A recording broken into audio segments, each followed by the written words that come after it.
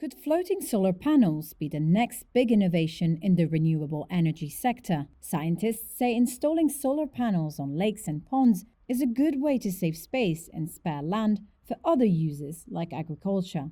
But their environmental impacts are still unknown, and that's what researchers at Cornell University are trying to figure out. We're trying to get a better understanding for what happens when you put floating solar on a water body. At the Cornell Experimental Pond Facility in New York State, researchers are floating nearly 400 solar panels across 3 ponds. Ecologist Steve Grodsky and his team are examining how these photovoltaic panels affect the water, microbes, plants, and fish living in it. One of the issues with floating solar is that we're not very sure what the effects are ecologically, socially, and so on in terms of putting solar on water bodies.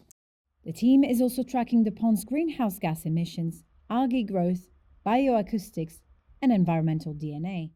A whole suite of ecological attributes and trying to better understand the interactions between the floating solar deployments and the aquatic ecosystems. So we're seeing, preliminarily some somewhat rapid changes, for example, where plants are growing in these ponds.